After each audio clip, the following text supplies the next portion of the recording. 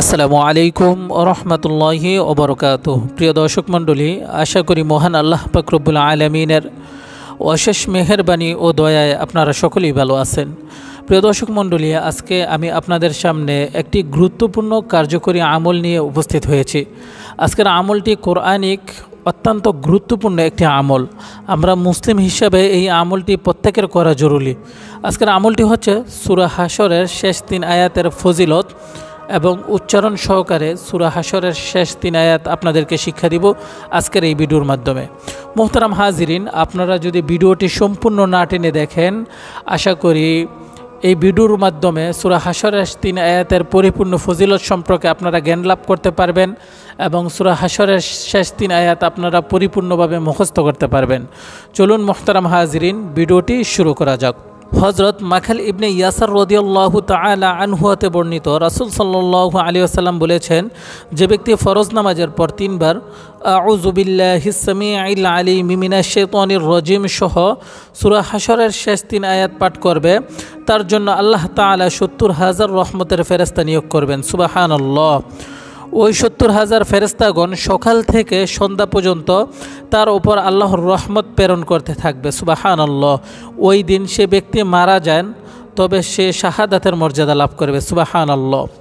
আর যে ব্যক্তি সন্ধ্যার সময় সূরা হাশরের শেষ 3 আয়াত পাঠ করবে, তার জন্য আল্লাহ সুবহানাহু ওয়া তাআলা 70,000 রহমতের ফেরেশতা নিয়োগ করবেন। সুবহানাল্লাহ।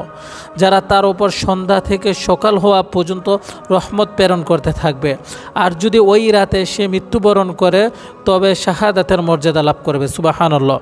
সূরা হাশরের শেষ 3 আয়াতের এত গুরুত্বপূর্ণ ফজিলত, আমরা যদি সকাল সন্ধ্যা পড়ি, তাহলে আমরা দিনে অথবা যদি রাত্রে মারা যাই, আল্লাহ সুবহানাহু ওয়া তাআলা আমাদেরকে সরাসরি শহীদ মর্যাদা দান করবে এবং মৃত্যুর পর কবরের সোয়াল জব ছাড়া আল্লাহ পাক রব্বুল আলামিন আমাদেরকে বিনা হিসাবে জান্নাত দান করবে। এজন্য মুহতারাম হাজিরিন, আমরা সকলেই এই সূরা হাশরের শেষ 3 আয়াতের উপর আমল করব। চলুন ভিডিওটি শুরু করি এবং আমরা এই ভিডিওর মাধ্যমে সূরা হাশরের শেষ 3 আয়াত মুখস্থ করি।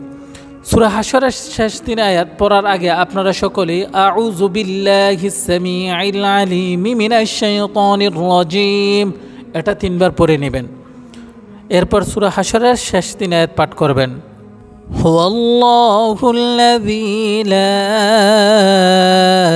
ইলাহা ইল্লা হু আলিমুল গায়বি ওয়াশ শাহাদাতি হুয়ার রাহমানুর রহিম।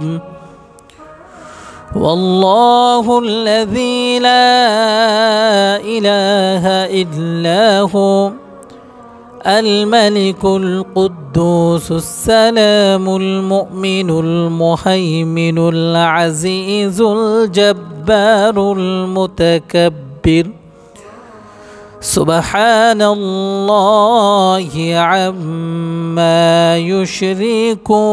يشركون والله الخالق البارئ المصور له الأسماء الحسنى يسبح له ما في السماوات والأرض وهو العزيز الحكيم।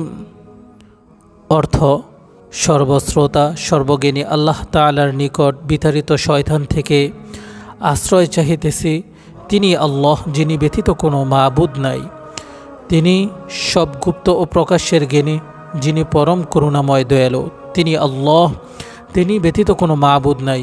তিনি মহান বাদশাহ, অত্যন্ত পবিত্র, শান্তিদাতা, নিরাপত্তা বিধানকারী, রক্ষণাবেক্ষণকারী, সম্মানের অধিকারী, মহত্বের অধিকারী, গর্বকারী। মুশরিকদের শিরিক হতে আল্লাহ তাআলা পবিত্র। তিনি আল্লাহ সৃষ্টিকর্তা, সঠিকভাবে প্রস্তুতকারী, আকৃতি দানকারী। তাহার জন্য সুন্দর সুন্দর নাম রহিয়াছে। আসমানসমূহ ও জমিনে যাহা কিছু আছে, সবই তাহার পবিত্রতা বর্ণনা করে এবং তিনি সম্মানের অধিকারী, মহান কৌশলী।